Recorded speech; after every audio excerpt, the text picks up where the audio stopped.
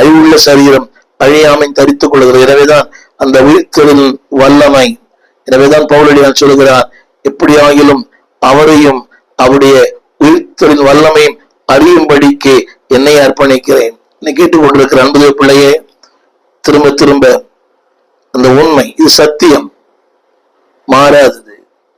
அது மட்டுமல்ல, தவிர்க்கப்பட முடியாதது, பிரிக்கப்பட முடியாதது, புரிந்து கொள்ளப்பட முடியாதது. அது யார் ஏற்று நிற்க முடியாது.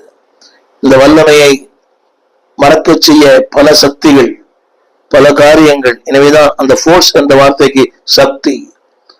கிறிஸ்தவ வாழ்க்கையை விட்டு, ஊழியத்தை விட்டு, தேவனுடைய அனுக்கிரகங்களை விட்டு உங்களை பிரிக்கத்தக்க பல சம்பவங்கள் கர்த்தருடைய வாசலுகிறது முடியாது.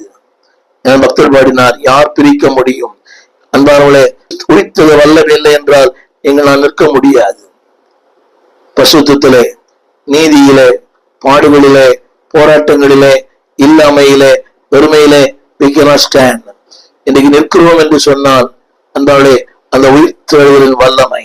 எனவேதான் அந்த உயிர்த்தெழுதலின் வல்லமை இதுவரைக்கும் நிலைநிற்க செய்தது. பாடுகளிலே, போராட்டங்களிலே, இல்லாமையிலே, வெறுமையிலே, the power of the resurrection power, அந்த உயிர்த்தெழுதலின் வல்லமை உங்களை நிலைநிறுத்தும். திரும்ப சொல்லுகிறேன், நிலைத்து மட்டுமல்ல, உங்களை எதிர்க்கிற எல்லாவற்றையும் ஒன்றுமில்லாமல் ஆக்கி போடும். It's a force.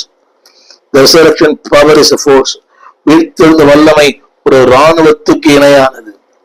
அந்த வல்லமை வாழ்க்கையில வரும்போது பலவீனங்கள் மாறும், சுகவீனங்கள் மாறும், எதிர்மறையான சம்பவங்கள் மாறும், அன்பாவுளே சதி ஆலோசனைகள் மாறும், உங்களை குறித்து வைத்திருக்கிற எதிராளிகள் வைத்திருக்கிற மறைவான கண்ணிகள் மாறும். Because it is a force. ஆரம்பத்தில் சொன்னேன், it's a fact. இது ஒரு உண்மை சத்தியம். இரண்டாவது, it's a faith. இதுதான் விசுவாசத்தை உங்களுக்கு எனக்கு தந்தது. மூன்றாவது, it is a force. உயிர்த்தெழுதல் அந்த காரியம் என்பது ஒரு வல்லமை. உங்களை மாற்றும், சூழ்நிலை மாற்றும், சமுதாயத்தை மாற்றும், நம்முடைய தேசத்தை மாற்றும். ஒரு சின்ன ஜெபம் பண்ணுவோமா? தேவனே, உடைய உயிர்த்தெழுதல் வல்லமையை நான் பார்க்கட்டும், இந்த சந்ததி பார்க்கட்டும், இந்த சமுதாயம் பார்க்கட்டும், இந்த தேசமே பார்க்கட்டும். இது ஃபோர்ஸ். அது எப்படிப்பட்ட வல்லமை? தவிர்க்கப்பட முடியாத வல்லமை. எனவே அந்த உயிர்த்தெழுதல் வல்லமையை ஆண்டவர் நம்முடைய தேசத்திலும் நம்முடைய திருச்சபைகளிலும் ஒரு தனிப்பட்ட வாழ்க்கையிலும் நிரூபிப்பாராக.